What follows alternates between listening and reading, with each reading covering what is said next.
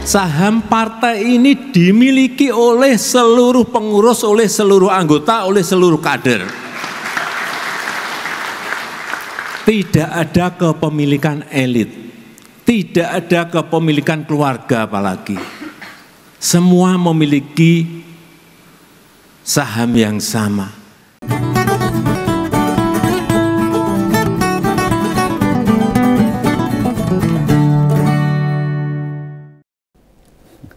Ada dua topik yang sangat digemari masyarakat di Wedangan saat ini yang berhubungan dengan keluarga Jokowi, yaitu masalah ijazah Pak Jokowi yang entah asli entah palsu dan Kongres PSI yang diklaim sebagai partainya Pak Jokowi. Ini sangat jadi obrolan di Wedangan, setiap Wedangan. Baik yang suka politik maupun yang tidak akhirnya nimbrung. Nah, ini kita akan ngomongin tentang sisa-sisa Kongres PSI. Mungkin Kongres PSI memang sudah berlalu, tapi sisa-sisa dari berbagai hal yang tidak semestinya itu bagi umbagawan harus diperlihatkan. Nah, supaya masyarakat juga tahu lah. Kalau yang nggak jelas bisa paham. Bukan dalam rangka buat menjatuhkan PSI, apalagi menjelek-jelekan Pak Jokowi, enggak. Melainkan menempatkan pada sisi yang seharusnya. Dan seringkali yang tak bahas di Ngompol ini, umbagawan ini enggak pernah dibelani para pendukung Jokowi, enggak pernah. Kenapa? Sebab sulit membantah argumentasi-argumentasi yang tak sodorkan. Enggak bisa, dia akan membantah dengan argumentasi pendapat mereka yang cerdas, enggak pernah. Yang ada cuma miso-miso, ngunek-ngunek ke umbagawan. Sekali lagi, selalu yang keluar itu tentang kata-kata sakit hati, fitnah, provokasi dan sebagainya. Tapi tidak pernah para pendukungnya Pak Jokowi memberikan argumentasi yang pas, jelas, cerdas buat membantah apa yang saya sampaikan. Istilah yang kerap tak pakai itu omongannya Pak Jokowi itu sekarang sangat sering kontradiktif, berlawanan atau adu banteng itu. Jujur yang tak rasakan di hati ini seolah-olah ki wong sing ora paham apa-apa. Pak Jokowi makin hari itu menjauhkan diri dari apa yang dirasakan sama rakyat. Rakyat semakin sulit, semakin tidak mendapatkan keadilan, semakin tidak apa-apa, pajak semakin mencekik leher. Pak Jokowi tidak memikirkan itu. Dan semakin menjauh. Iya, semakin menjauh apa yang dirasakan rakyat saat ini. Dirinya malah fokus dengan kepentingan politik anak-anaknya. Yang tak perhatikan, dia itu ngerti bener tuh, masih banyak orang cinta buta padanya, ya itu dimanfaatkan. Dan psikologis ini yang mau dimanfaatkan oleh Pak Jokowi dan kroni-kroninya. Harusnya dengan kenyataan itu, jadi tugas bersama kita semua. Membuka kesadaran berpikir yang pada cinta buta itu. Nah, cinta buta itu kan cintanya para remaja, melakukan tumu-tumu, mak-mak itu. Idealnya loh Pak Jokowi malah ngasih pengertian, pemahaman kepada para pendukung-pendukungnya. Kalau dia seorang negarawan, bukan malah dimanfaatkan buat kepentingan politik sesaat saja. Dan banyak orang yang tidak paham akhirnya tertelikung dengan upaya-upaya politik yang disampaikan. Lah memang kenikmatan itu tiada tara, kekuasaan, uang yang dia berikan pada mereka. Umbagawan ngerti itu. Nanging tetapi capailah kekuasaan melalui kerja keras, kerja cerdas, dan kerja tuntas. Bukan mau jadi elit di negara ini dengan jalan yang sesat, dengan penuh kebohongan, dengan penuh tipu muslihat, dengan penuh menelikung hukum, merusak tatanan, menghancurkan konstitusi dan demokrasi. Ini sesat. Apa itu jalan sesat? Ya kerja culas tadi, kerja malas dan kerja beringas. Sidik-sidik nesu ngejak gelut. Para relawannya itu. Contohnya apa? Yang seperti yang ada di video pembuka tadi. Itu video salah satu yang tak kutip dari acara Kongres PSI. Katanya saham partai itu dimiliki oleh seluruh kader. Tidak ada kepemilikan saham oleh elit. Yang percaya omongan ini ya sopo. Itu baru satu durasi waktu kecil yang tak pangkas. Untuk memperlihatkan betapa makin berbahayanya Pak Jokowi bagi demokrasi Indonesia ini. Apa bukti bila kepemilikan PSI beneran dimiliki semua kader? Aku wis nebak ini. Banyak sing batin. Mergo pilihan langsung ketua umumnya kan. Bagi yang nggak ngerti organisasi, kesannya akan sangat kagum, hebat dengan yang disampaikan Jokowi. Bisa jadi malah rela berkorban demi PSI. Neng, tetapi akankah pidatonya membuat anggota PSI bakalan bertambah? Ya monggo. Kalau Begawan ragu-ragu. Sebab gini, dari ajang kongres kemarin itu banyak dikupas di medsos, malah menghasilkan antipati pada partai pimpinan Kaisang ini.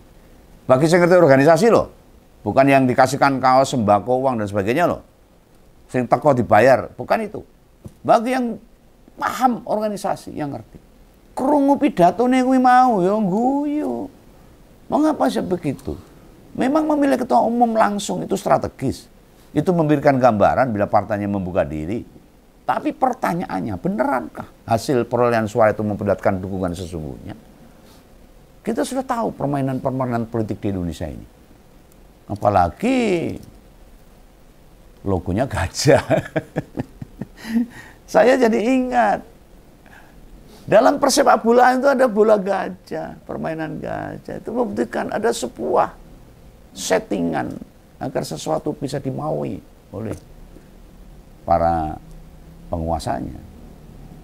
Nah, memberi daulat atau pengakuan, menghargai suara seluruh kader partai dalam pemilihan langsung itu. Apakah itu merupakan gambaran itu? Enggak. Tidak ada satupun partai di Indonesia dalam memilih ketua umumnya langsung dipilih sama anggotanya. Bukan berarti partai yang lain menganggap suara kader itu enggak penting, bukan di situ. Ada banyak alasan mengapa pemungutan suara one man one vote tidak dijalankan di kepartian kita. Kalau Pak di RT itu bisa, wongnya mung 100 itu. Kalau partai itu kan orangnya jutaan, ratusan ribu. Pertanyaan selanjutnya, apakah tabulasi perolehan suara PSI kemarin bisa diakses oleh kader? Setiap saat loh, dilihat loh. Di media misalnya. Siapa yang menjamin perolehan suara belum disetting sebelumnya? Karena akhir-akhir ini, hal-hal ini sering terjadi dalam perpolitikan Indonesia ini. Atau hasil kemenangan Kaisang itu beda dengan kenyataan. Apakah di internal PSI ada audit hasil dari pemilihan ketua umum? Ya masyarakat pengen tahu. Dan dalam siklus kehidupan organisasi, lembaga institusi milih ketua hanya salah satu bagian saja. Tidak satu itu tok. Masih banyak bagian lain yang juga penting namun pantas dipertanyakan. Apakah juga dijalankan oleh PSI? Contoh ini, apakah mengambil keputusan penting partai juga mengakui suara anggota? Misalnya ganti logo partai. Beneran itu aspirasi kader? Apa karepe 1-2 orang aja? Apakah di kongres kemarin apa ada laporan pertanggungjawaban LPJ dari ketua kepengurusan yang lama? Nggak ada, nggak denger. Memangnya kan daripada ngerti itu uang buat pengelola PSI sumbernya dari mana? Lalu dipakai buat apa? Sisanya berapa? Terus kongresnya 2 hari itu, sopo yang biayai? Apa kaitannya sama Kaisang atau proyek pemerintah? Ada nggak kaitannya itu? Dan ada puluhan atau ratusan pertanyaan buat menguji PSI beneran organisasi yang qualified atau hanya hapus-hapus itu. Ini rakyat bertanya, salah satunya adalah Begawan. Beneran sahamnya kedaulatan partai dimiliki oleh kader PSI? Ini juga pertanyaan. Banyak lagi pertanyaan yang perlu saya sampaikan ini. Jadi bukan hanya masalah pemilihan ketua partai aja. Bila beneran saham itu dimiliki kader, terus Jokowi pidato di situ, nek dudu mergo sing mbandari yang membiayai apa ya mungkin. Apa selain Kaisang tidak ada kader lain yang jauh lebih capable buat memimpin PSI? Pertanyaannya lain yang juga penting. Nek bukan Pak Jokowi yang nyepaki operasional partai. Apa Kaisang dalam 2 hari bisa jadi ketua umum di PSI? Apa di Kongres kemarin dia bisa terpilih kembali? Bicara antara saham kader dengan saham elit, jelas itu upaya buat menutupi kok. Istilahnya ya alibi aja. Mengalihkan perhatian biar kader tidak merasa kontestasi di internalnya itu jan-janembo. Penuh kejanggalan. Anehnya dengan kasunyatan begitu kader PSI ya meneng wae karena mungkin takut, nggak paham,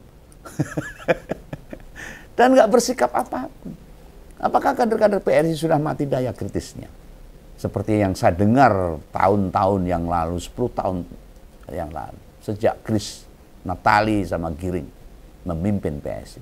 Kita agak berharap kader partai gajah sing jongot ning lingkaran istana menunjukkan suara mereka dengan jernih. Logo nek kayak Sis Isyana, Sis Grace, Raja Juli, Giring nggak mungkin mundur dari keanggota. Mereka tahu benar kok. Yang disuarakan Jokowi itu bertolak belakang dengan prinsip demokrasi. Mereka paham, mereka tahu pasti. Hanya mereka diuntungkan atas jabatan-jabatan di pemerintah sama BUMN. Makanya ya menang. Ini tidak menuduh loh. Ini opini aja. Kalkulasi politik yang saya sampaikan untuk kita jadi paham. Ya di sini artinya kita berpolitik. Lah kalian itu loh, yang mau kader dan simpatisan biasa, yang juga pengurus di tingkat kabupaten kota, apalagi levelnya mau kecamatan sampai RT, hampir biar konudu, urunan ngeluarin duit, minimalnya Pak snack buat rapat. Memang kalian dipikir sama mereka yang di DPP? Enggak. Atau yang duwe bayangan 2029 mau jadi caleg, pasti halunya tinggi banget. Suara PSI tiba-tiba bisa berlipat ganda. Lalu kalian terpilih jadi wakil rakyat. Kejauhan mikirnya pas. Udahlah. Orang perlu 2029 masih lama. Masih butuh jutaan rupiah, belasan bahkan puluhan juta buat menggait suara. Biar jadi anggota dewan. Nah partai ini gak akan besar. Ya segitu-gitu aja. Lawang ketuanya janji di kongres bakal ada tokoh besar yang bergabung. Nyatanya ya renek kok. Bertahan di situ. Mau berharap pada apa? Tokoh besar ya Pak Jokowi aja. Itu nggak perlu masuk, sudah ada di dalam. Lalu nungguin apa? Atas dasar ikatan apa? Ideologinya apa? Ideologi PSI itu yang gimana? Apa di kongres kemarin sempat disuarakan sama petinggi-petinggi itu tentang cita-cita luhur PSI? Soal bagaimana ideologi itu tercermin dalam logo, dalam visi, serta prinsip-prinsip partai. Kan nggak ada waktu itu. Dalam kongres 2 hari. Lihat saja Kaisang, ketua umum kalian. Pidato di hadapan presiden saja pakai teks. Menggunakan teleprompter. Mocotek, melaku. Tolong kalau ada yang bisa ngebantu Begawan. Duduhke apa sih ideologi PSI itu? Kesejahteraan, kebersamaan, kerakyatan, atau apa? Apa super TBK itu kalian anggap ideologi? Wah ngawur bos. Nah super TBK dianggap ideologi parah ini. Super TBK itu hanya jargon, slogan, ben payu, merek lah. Bengak-bengok perusahaan itu duwe hasil karya atau produksi bengak-bengok slogannya. Misalnya yang terdepan. Aku mau ngomong motore lah itu.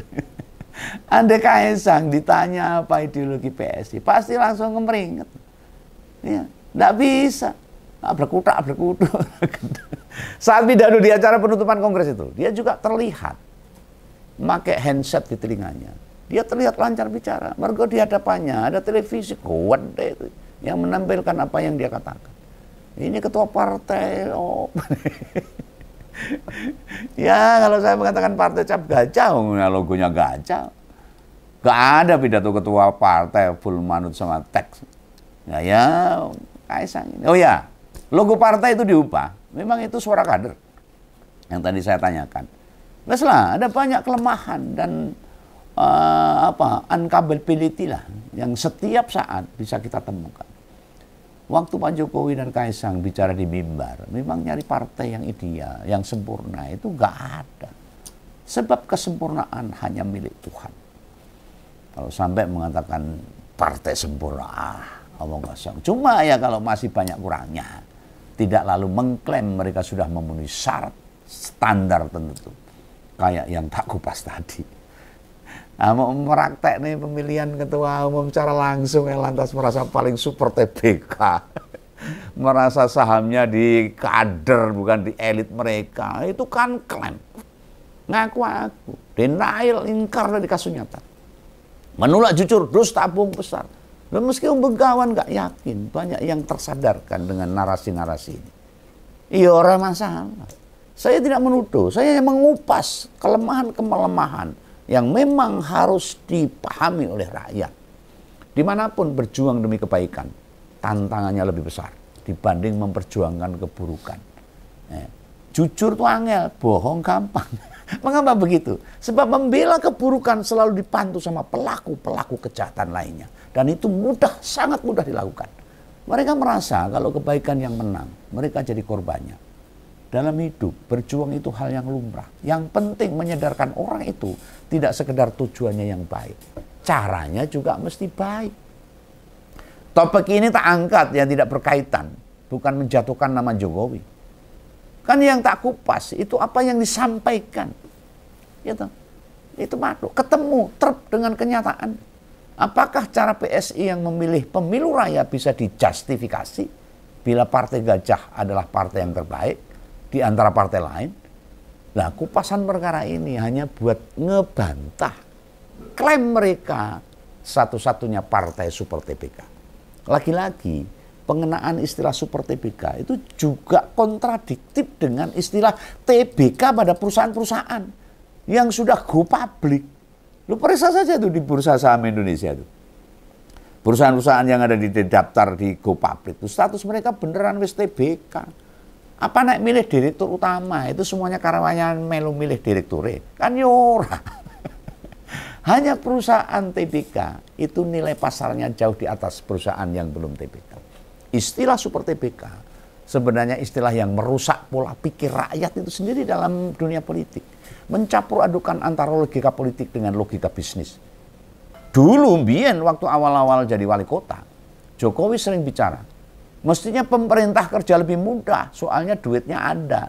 Namun kenyataannya, selama 19 tahun jadi pemimpin baik di tingkat kota, provinsi, balik sebagai presiden, yang ada kurangnya saja, terutama 2 tahun terakhir, masa jabatannya di kepala negara.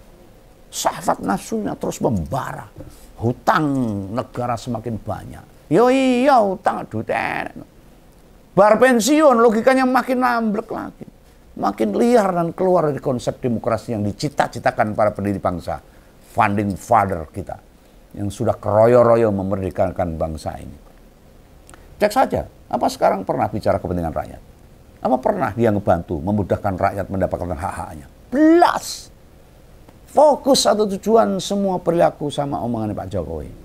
Undranya pada kekuasaan, pada melindungi kepentingan politik dan anak-anaknya. Hanya para orang-orang yang datang ke rumahnya aja, yang kebagian kaos, souvenir, selfie. Manfaatnya apa? Enggak ada. Ditanya soal tarif impor Amerika saja, ditanya soal IKN, ditanya tentang kinerja pemerintah. Semua jawabannya ya sekenanya. Coba cermati, kapan Jokowi pernah nyorot tentang korupsi yang ugal-ugalan? Tentang pelemahan ekonomi, masyarakat yang sangat turun ekonominya, tentang pengangguran, PHK yang sangat banyak, tentang kemiskinan. Wes rataunya enggak. Kenapa? Sebab itu tak pernah menguntungkan posisi politik keluarganya. Ini bukan tuduhan, ini mengingatkan supaya masyarakat paham. Berharaplah pada diri Anda masing-masing. Saat ini jangan berharap kepada kekuasaan. Entek gue. Salam Begawan, salam ngompol, jangan lupa subscribe. Dadah.